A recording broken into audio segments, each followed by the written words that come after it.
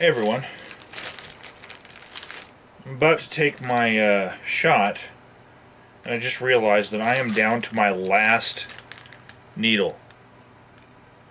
So, the bag that I got more than a year ago, it was December 20th, 2012 when it was prescribed to me. I think I got it on the 24th. Yeah, this bag was full of needles, and now I'm down to my last one, and I think I'm actually going to have to get a prescription for needles. I had 11 refills before December 20th, 2013, but a lot of good that does me. I never refilled even once. Because you get, like, enough bags to last you for almost forever. But now forever's over. Anyways.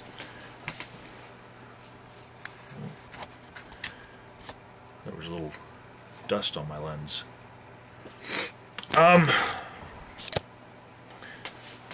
So, it's Valentine's Day. Nowhere to go all dressed up. No. I just spent the whole night painting, and something somebody said, or a couple people said, kind of came back into my ear, and this was from a couple videos ago where I was talking about art in general and painting and people calling themselves artists when people asked, what do you do? And my problem with people passing it off as a profession if they're not making a living doing it.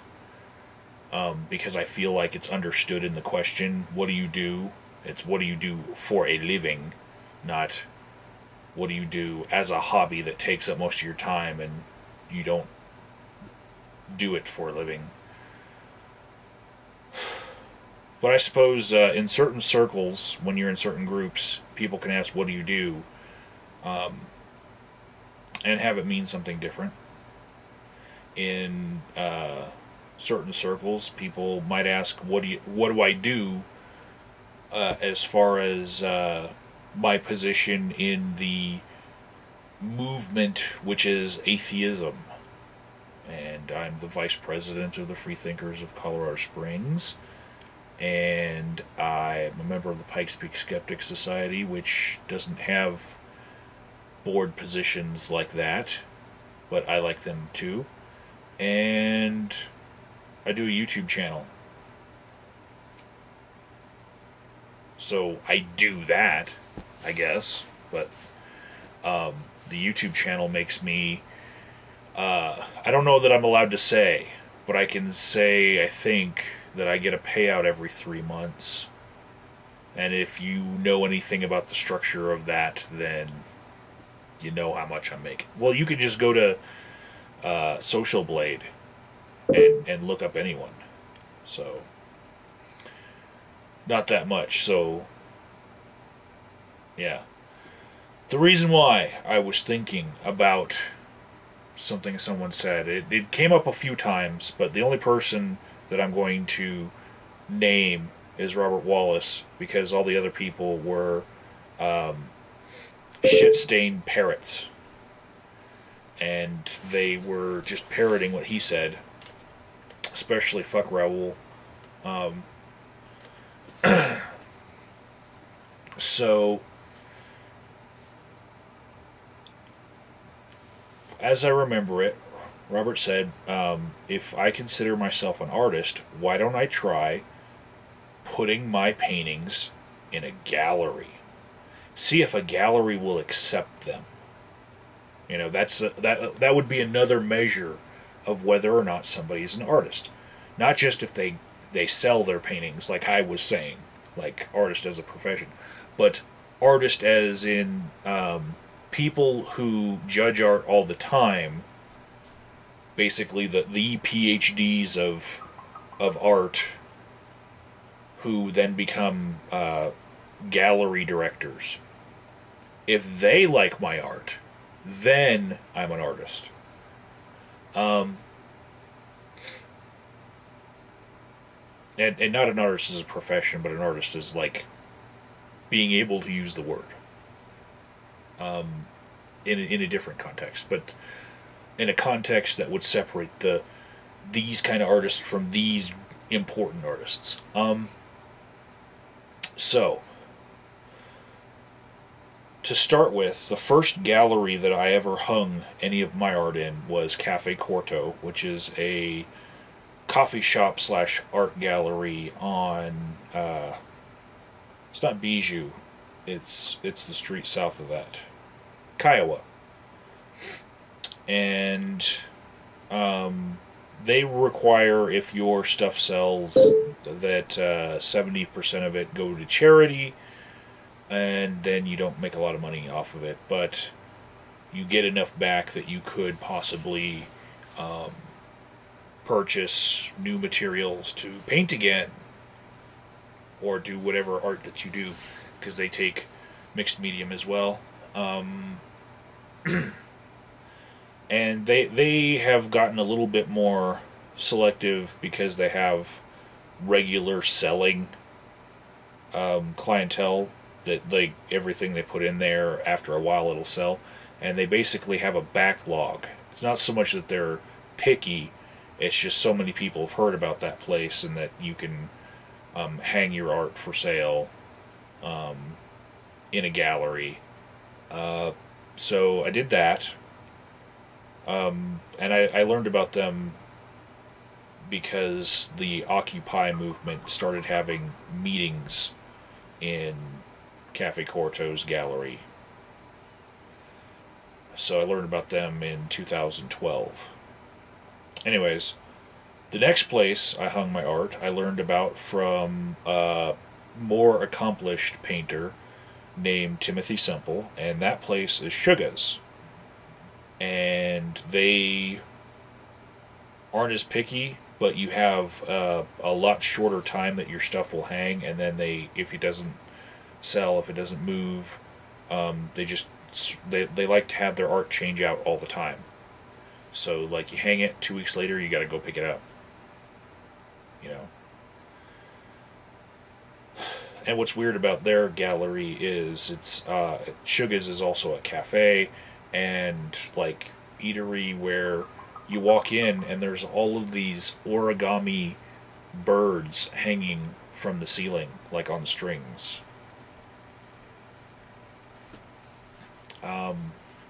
The most hoity-toity gallery that I have had any of my art show in was the Marmalade at the Smoke Brush, and those were only like one-day showings, one-day exhibits.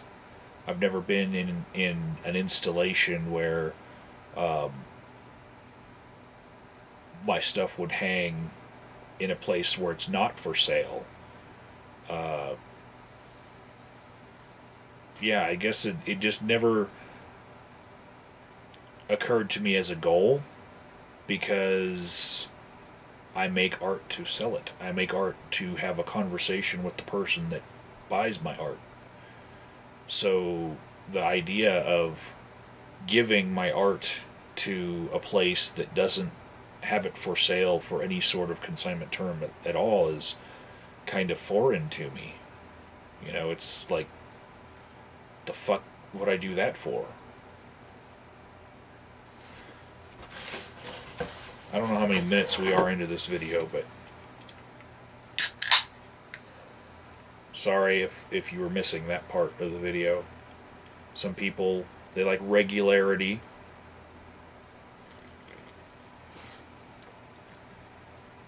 So, the next place that I will have my stuff hanging will be at the Antlers Hilton, and it will be hanging from February 21st through the 23rd at a convention called Galaxy Fest. 10 of my paintings will be auctioned off for a charity called the Homeless Foundation, which threw me for a second because the Homeless Foundation sounded fake to me, you know? And yeah, for giving my paintings to be auctioned off after hanging for 3 days, I will be receiving a booth at Galaxy Fest. And I have basically given my booth to my friend Gary, the owner of Evolve Fish. EvolveFish.com, people. Go there, buy something. Anyways, Gary will man it and fill it with Evolve Fish stuff and maybe some of my paintings, but I don't have the time because I have a market. Which, by the way, I have a booth in with my paintings. You know, so like to say, you know, see if it'll hang in a gallery. I consider my market kind of a gallery. I mean, I've got Lisa Murphy Noon's paintings hanging, and she puts prices like $450 on them. And she sold a couple of her paintings, not the $450 one, but I've got a Kitchener in there that's worth $4,500.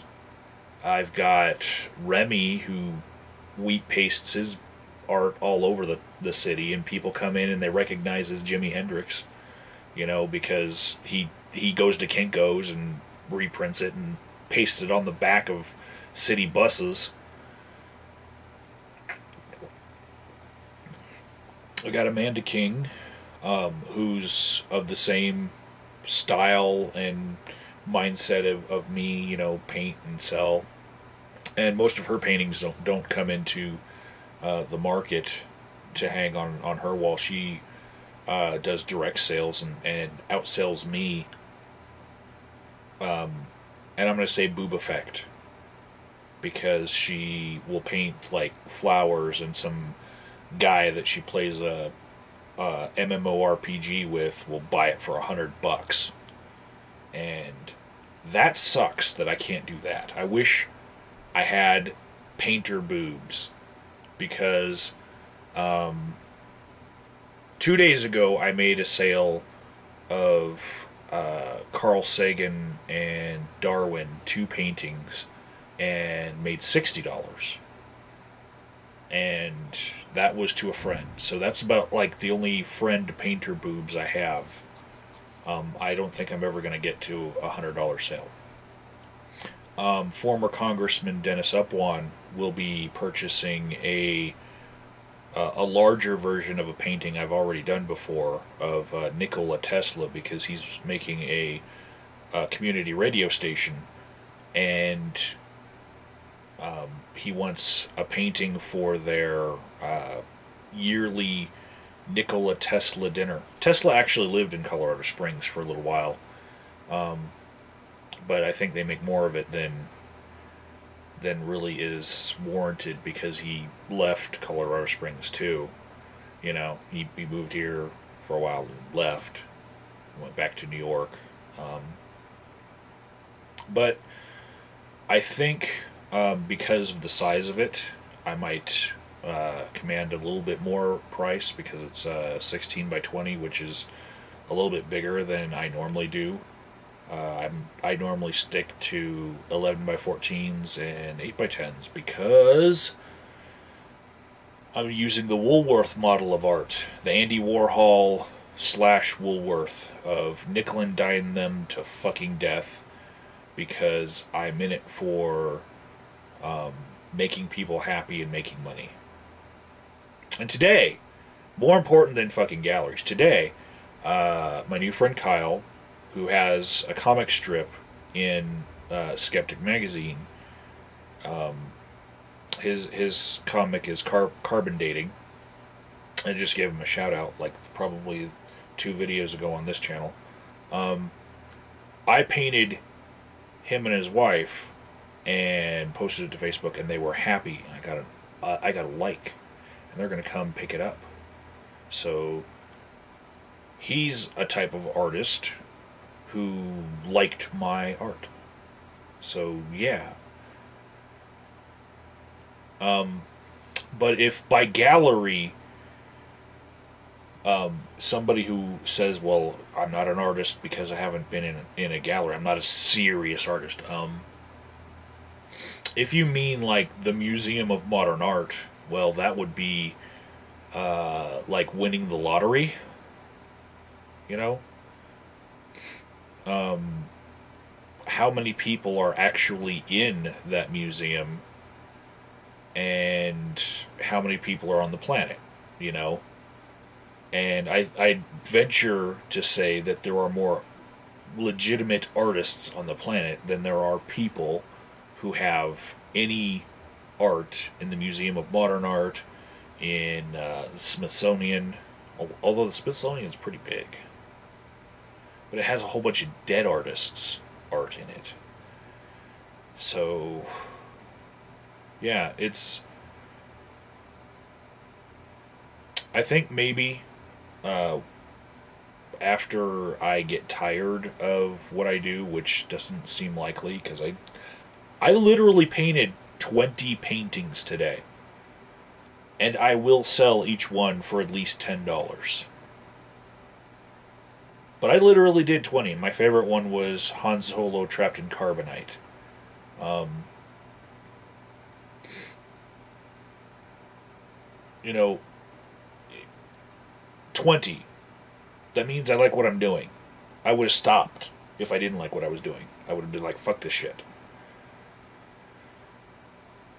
But maybe in the future, I will feel unfulfilled because I'm not in some gallery somewhere. I don't know what gallery I would belong in because it's rare that I make anything original. Like 90% of what I do is something where somebody had the original idea somewhere else other than my brain.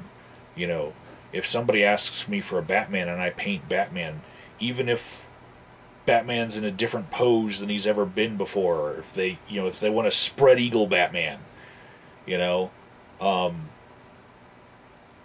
it's still Batman. So the idea of Batman belongs to some dude from DC Comics, right? So like 90% of what I do is not original. So and originality isn't even something that would be something that would be considered for some galleries because Warhol's fucking Campbell soup cans are, the Campbell soup idea belongs to Campbell soup. He just fucking, he was important in art, so his Campbell soup cans are fucking in the Museum of Modern Art. And I think today that I can remember, the most original thing that I feel that I painted was a killer whale. And I was looking at pictures of, I asked my friend Kim, what is the most photogenic, prettiest killer whale, because she loves killer whales. And she said it was probably orchid, as far as the captive ones. And orchid is spelled with a K, not a CH. I feel like a whole bunch of people have taken a picture of this fucking whale, and they don't know the difference between their picture of a whale and a good fucking picture of a whale, because you'll get like horrible pictures of this whale filling Google, and all I wanted was like the prettiest whale, because I hate to sound like a speciesist, but they all look the same to me. I cannot tell one killer whale apart from another. They all look the same to me.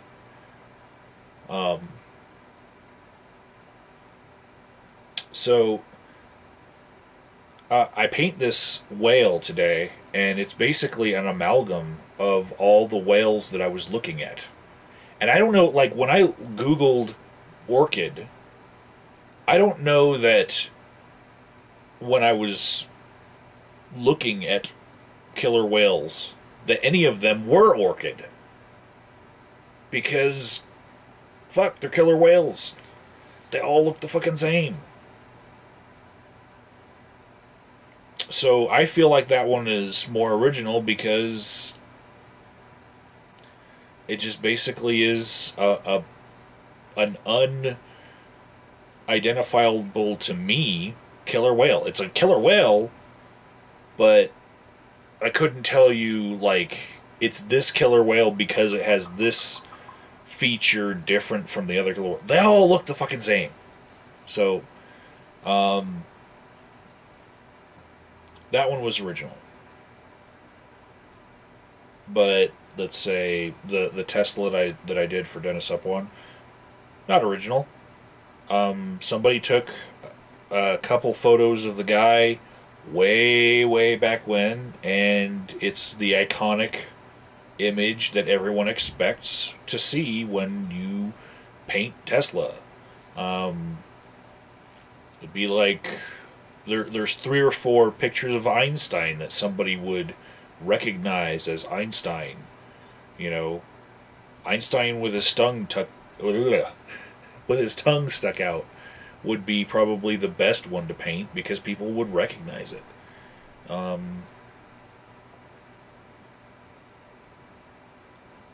So yeah, I still have this feeling like I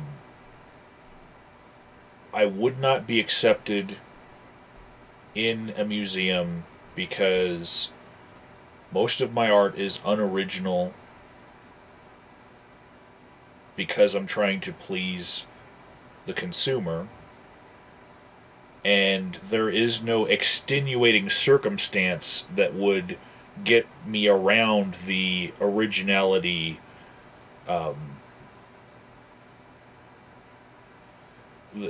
that people who are art gallery directors would be looking for. I don't know if that made sense, so I'll try to put it another way. I feel like Warhol was important to art as a groundbreaking person who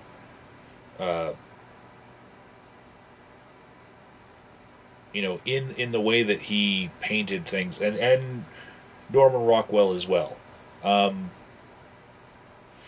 They painted things that weren't original, but that was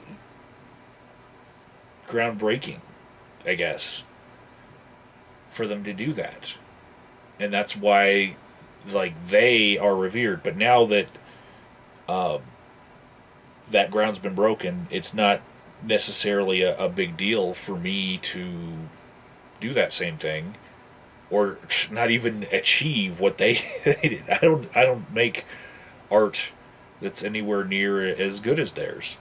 But even if I did, that's already traveled ground. It's so, and there's 100, maybe 100,000 other artists in the world that are doing the exact same thing that I'm doing. You know, I don't see what makes that special. So I feel like if it's going to get into a museum, it's got to be original again, because the whole unoriginality thing is not unique anymore.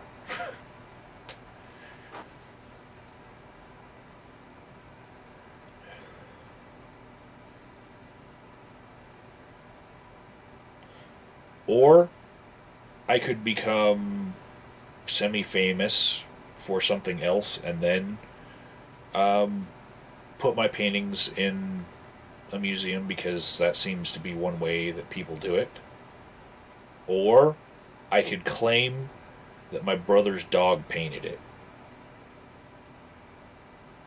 because those things always seem to, you know.